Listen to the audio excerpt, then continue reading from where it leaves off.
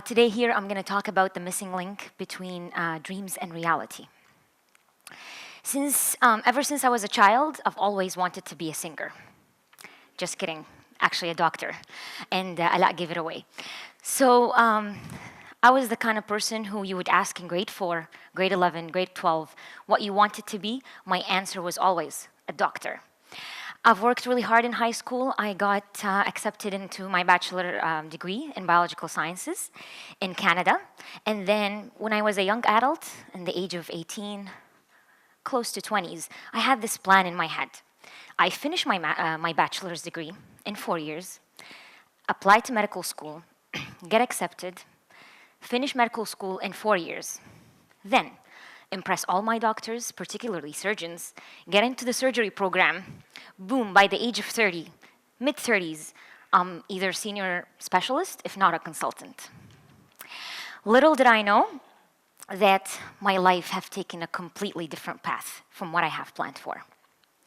So, ever since we were young, our teachers, our parents, our mentors, even our bedtime stories used to always tell us, let your imagination go. Always dream big. Everything is possible. Nothing is impossible. So we kept dreaming big and big and bigger. They used to always tell us, if you kept one goal in your mind, you worked hard for it, you will be the next Armstrong, you will be the next Bill Gates, and you'll be the next Zuha Hadid. So the recipe to success, we thought, is working hard. Really, what a vague ingredient. So many of us may have a dream and a goal that we've always worked so passionately about and we wanted to always achieve. But what happens sometimes when reality faces you and you realize that there's something that stands between your dream and reality? Sometimes you feel that your dream is almost not achievable. So, my friend, if you are one of those who had a dream and it's still not attainable, you're not alone. And there are so many reasons that your dreams may not be coming into reality. One of the main reasons nowadays is the competition that we're facing.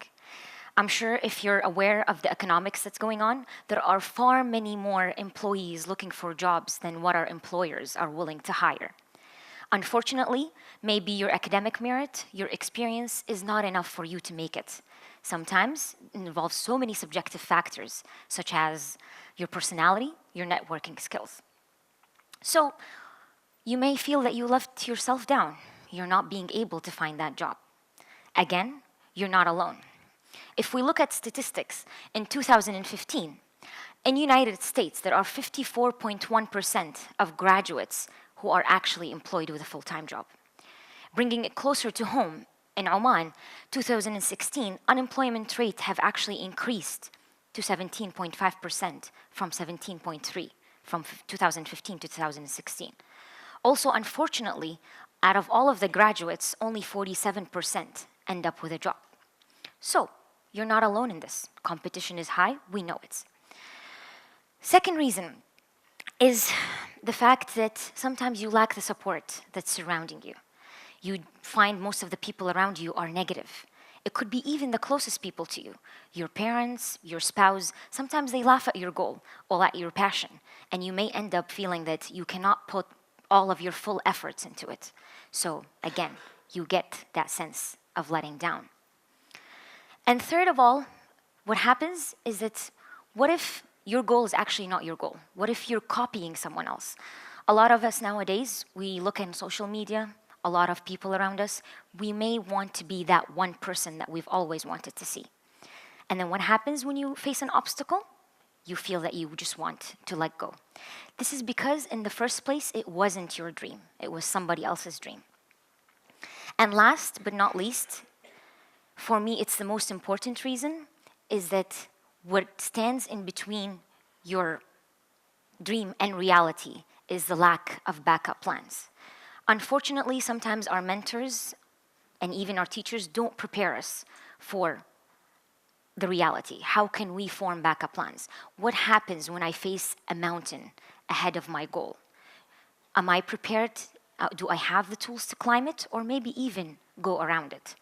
Which leads me to my second question is, How do we perceive failure? There are so many people could define failure in multiple ways. What I can tell you today, if you had a goal and you didn't achieve it, you are definitely not a failure. If you thought your life would go in a certain manner and it totally changed, again, you're not a failure. If you dreamt of being an astronaut to make it to the moon, you ended up working in McDonald's as a waiter, you're not a failure. So how do I define a failure? For me, a failure is an event in life. Failure is never a person. It's a stumble that happens in your path towards success or towards whatever your destination is. So what I want to tell you today is that so many of us may perceive failure in different ways. And unfortunately, some of us may resort to negative things, such as anxiety, depression, sometimes even may ending your life. Statistics have shown, unfortunately, is that the second leading cause of death in young adults in the age of 20 to 24 years old is suicide. That's more than all the other medical illnesses combined. When you ask yourself, this is the prime age for us to look for our dream career, for the hobby that we want to pursue, or even the job that we want to do. But what happens? When you face reality, you may not be ready for it. You may not be ready to have a backup plan for you to help you to get out of this stage. So you may resort to depression, anxiety, and sometimes suicide.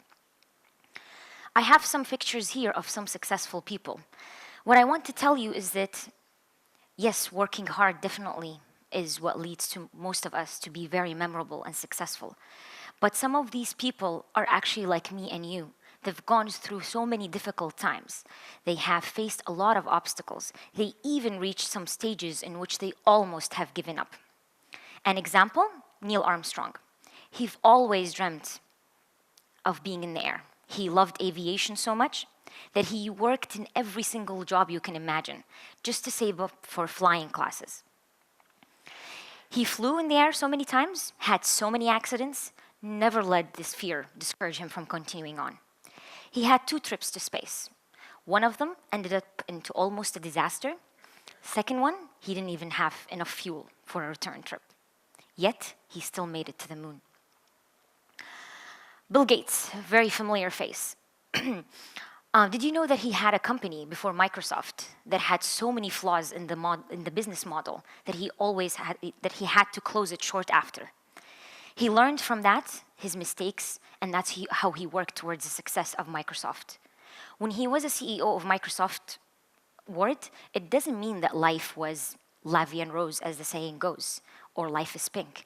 No, he had so many obstacles with the United States government. He couldn't even be prepared for facing some of the competitors, such as Google. But again, he learned from these mistakes, and then he was able to progress with his company to make it so appealing to the customers. Zoha Hadid, a face from back home. I don't know if many of you know, but she is very popular, well known with her architectural work. Now, despite all of these successes and all of her buildings all around the world are so well known, she always used to say, throughout my life, I've had the realest of all obstacles, which is being a woman, Iraqi and Arab, in a white male-dominated society or business. So, despite all of this, they were not discouraged. They had perseverance, they had determination, and they all made it. These are few of the successful stories that I'm telling you. And again, I'm not saying that this is how we define or how we set the bar to what success is. But here I'm sharing with you is that even the luckiest faces out there actually have gone through what we feel sometimes. So, what I want to tell you here is that despite the fact that you might think that there's something standing between you and your dreams, and it's that life can be hard sometimes, I'm not discouraging you here from dreaming, or I'm saying to you to stop dreaming. Maybe you think of all of these stories and all of the things that you've thought of, and you tell me is that, well, maybe I should stop trying. What is the point of having a goal, of pursuing an ambition when life is getting even harder and more challenging? I stand before you here today to tell you that no, you can start dreaming, but then we need to have more practical goals to bring us towards reality. One of the first things that I want to tell you is that even, let's say, if you had a goal and your path chose to change in a totally different manner, it doesn't mean you have failed. It just means that you need to be smarter about knowing when to stop trying. So how do we know when to stop trying sometimes? There are certain elements that I can help you with. If you had a goal and you realized that it's so hard to make it, but then you worked very hard towards it, you've done everything you can, how do you know that it's time for it to stop trying? First of all, is that if it's affecting your well-being, and if you feel that the relationships of the important people around you is being jeopardized, that's when you know that you need to sit down, reevaluate, and see if you can find a balance between all of them. That's great. If you can't, it's okay to change your path. If you, along the way towards your dream, find out that maybe it won't be as rewarding as you thought, it's okay to stop and reevaluate. Maybe choose an alternative path. Always remember, there is no harm in finding alternatives to your destiny. In addition to all of that, to your surprise, I don't want you to leave with a negative note. Remember that I want you to have realistic dreams, as ironic as that may sound. And personally, I have figured a way for that. Mr. George Doran have created a book about making smart objectives in business management. Looking deeper into that, I was able to extract some objectives or concepts that were important for today's presentation. The missing link between dreams and reality is actually making smart goals. Things that will bring your dreams more into the practical meaning. And what I mean by smart goals? First, S for specific. So what does that mean? Having a simple, specific goal in a very well-organized manner, exactly knowing what you want. M for measurable. How do you know that your goal is going to be measurable? Which means that you have to have an indicator for progress of your dream. For example, you wanted to master a foreign language. How do you go about that? First, you register to classes to learn that language. And then as you go, you tell yourself, after 2 years, I want to travel to that country that speaks that language and identify my fluency in it. And that's how you know that your goal is measurable. Third is achievable. How do you make a goal achievable? Break it down into smaller steps. Simple example is me coming up with a speech for today. I was very excited. I had a big idea. I submitted my application. The minute I hit that button, I realized, what did I do? How will that speech come together? However, I sat down. I broke it down into 5 sub-concepts. Every time I was able to finish that concept, I patted myself on the back. I said, good job, you're almost there. That is the importance of breaking down your dream into smaller steps. Every time you make it towards that step, you know that you're closer to your dream. And also, it boosts your confidence for going on. R, make it realistic and reasonable. How do you know that? Always identify your skill set. Know your weaknesses and strengths. Know the realistic opportunities surrounding you. If you're thinking of approaching a career, understand all of the factors around you, in your economy, in your country, outside the world, how is it doing? Always do a thorough study about how realistic your plan is. And most importantly to me, is have a backup plan. Always understand if all things went to worst, what will you do? And last is making it time limited. Stop saying that I will be a professional football player one day, or I will master the piano one day. Always try to keep your goals under a time limit. This is important for 2 reasons. If you passed your deadline, you either know that this dream is unattainable, maybe I should look for something else, or you know that your approach that you're taking towards getting to that goal is possibly not ideal, and it's time to change your measures. So, Remember that story of the girl who wanted to be a consultant at the age of 30? Well, I'm turning 28 next month, and I'm only in my final year of medical school. So the question is, what happened in between? What happened is after I finished my undergraduate degree, I applied to medical school in Canada. And after a thorough evaluation of my application, I got back a rejection saying that unfortunately we're not selected among the 150 students who were selected from the 2,500 applicants. So I was like, well, yes, life is competitive, move on to the next step. I applied for my master's degree in molecular biology for two reasons. One, to explore what research is about and to boost my CV that way, gain research experience. And second, as we said, to possibly reevaluate. Know if this is exactly what I wanted, or maybe still continue on with the medicine dream. So, about to finish my master's thesis, I applied to medical school again. And again, no luck. At that point, I felt that there were so many rejections. I started even thinking, is really medicine something that is made for me? Even my doctor used to tell me, Marwah, you wanted to be a doctor. Why don't you go into your PhD? You'll still be called a doctor. So I was like, I've dealt with this for 2 years, and unfortunately I found that research is not my thing. Another thing is, I've always wanted to be a doctor.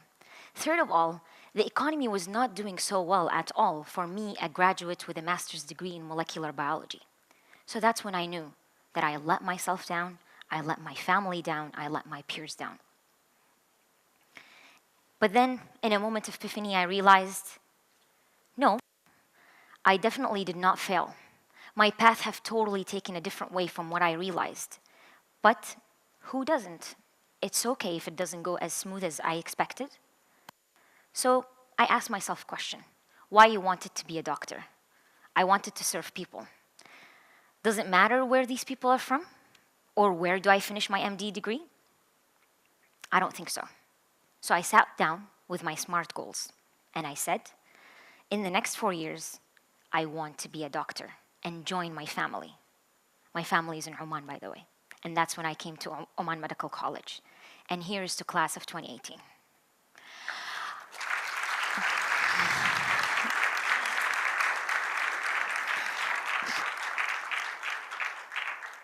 So 3 lessons I want to leave with you today. First, that always try to make realistic dreams. Again, in a practical means. Know your strengths, know your weaknesses. Second of all is if you had made a thorough plan for yourself to go from point A to B to C, I tell you, you will for sure make it to point A and inshallah to point C, but you may visit the whole alphabet in between. The third point is secrecy to your plan is the key to success. Stop telling your people about your dreams or what you want it to be, because they will set expectations for you, and that will set expectations also for yourself, and you know if it didn't happen, you did not only fail them, you also failed yourself. So don't put the pressure on from the beginning. Don't tell anyone. And last but not least, please dream, dream, dream, because that's how you know you had enough sleep. Thank you.